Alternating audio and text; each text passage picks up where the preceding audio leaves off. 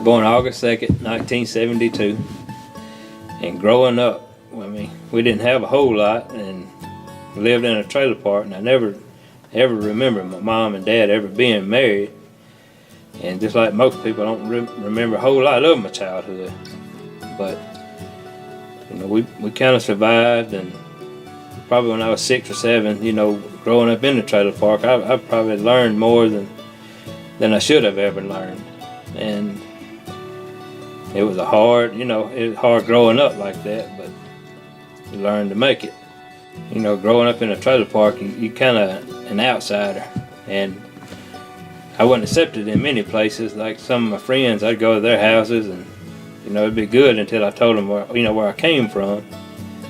And you know, next thing I know, I'm having to leave and all that. But I always had friends that were from the country club, and I learned to tell people that I was from the country club. I was accepted.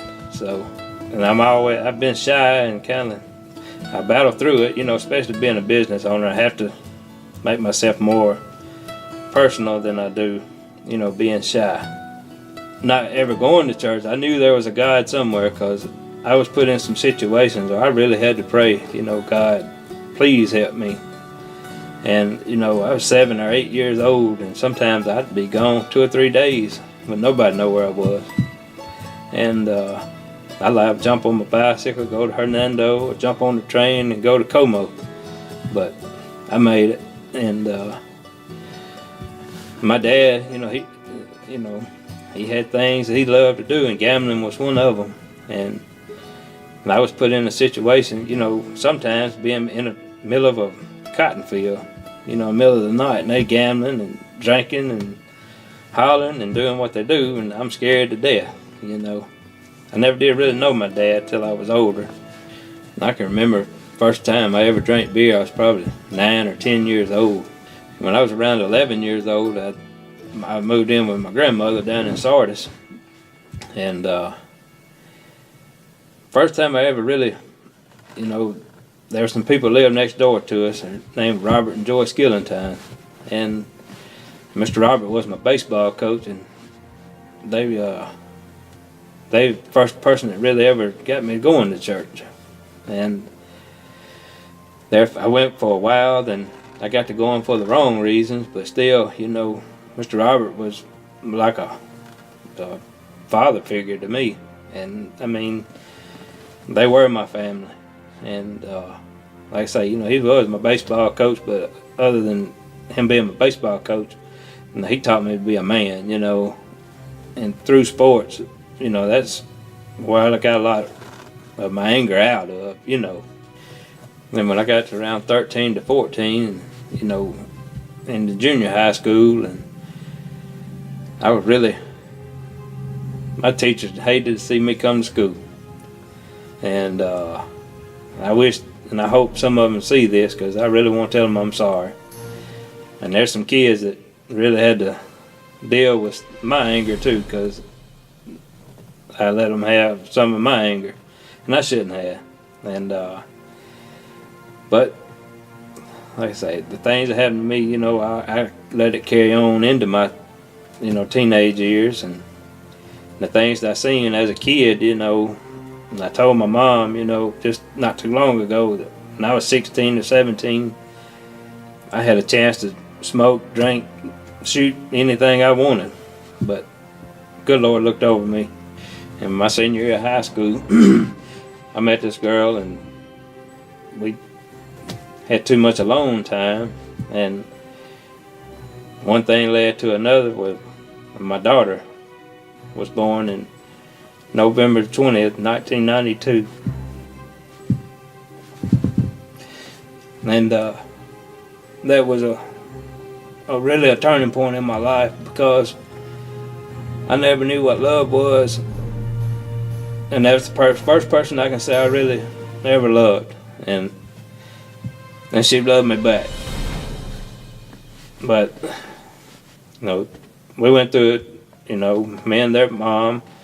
And at the time, she was 6, and her brother was 2.5, and we went through a divorce, and, you know, we kind of separated for a good long while.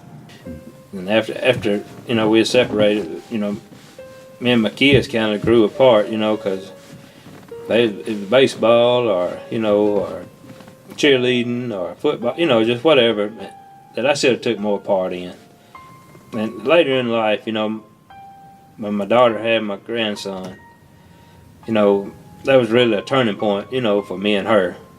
And but anyway, in 2000, me and my wife Laura got married, and then that was really a turning point in my life, because she is that's the love of my life, and I prayed for that, and God really gave me a good wife. And you know, she was saved and I wasn't, and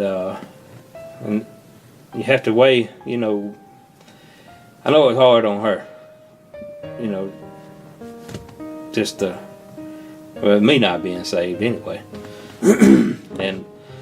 But not too much longer, my son Caden, he was born, and you know, I made a vow then that, you know, no matter what, me and his mama was gonna die together, you know, or married anyway. And in '09, Danny Lanier here was preaching a revival, and he brought up the question, you know, are you 99% sure that you'd go to heaven? And I thought that was me. I'm going to heaven. Well, he busted my bubble. He said, you know, there's a 100% chance you're going to hell, you know. And I tried to hold on to the pew as long as I could, and I couldn't hold on to it no longer. And it, you know, good Lord told me, he said, you step out, I'll take care of the rest. And I did. And when I took that first step, it was, you know, I couldn't get there fast enough. And I prayed the Lord to come into my heart and save me, and he did. And I really, I'm glad. Because there was a time that I had a preacher come up on me, you know, in my house, and I was drinking. And I had a beer turned up, and he turned the corner on me. And I kind of put it behind my back. And he said, yeah, you know, you can't hide that from the good Lord. And I was like, you're right. And so I stood there just cocky as all get out. And he's like, you want to be saved? And I said, yeah, let's just do it, you know. He led me through a prayer, and he didn't get out of my driveway good. I had the beer turned back up, you know. And that was tempting God, I think, than I shouldn't have been. And being saved, you know, I think it has made me a lot better father, and surely a lot better husband. And you know, growing up, I never remember, you know, my dad. You know, my dad died when he was 48, but in his whole 48 years of life, I don't ever remember him telling me he loved me. But I always, you know, if I ever get a chance to tell my kids I love them, you know, I do that.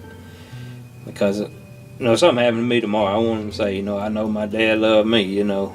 And just coming to church, you know, my church family, you know, has stuck with me, you know, and I feel like would be with me, you know, when some of my family would probably turn their back, you know. I hate to say it like that, but but I mean, my church family is pretty close, and I'm Dick Stepp, and His grace is enough.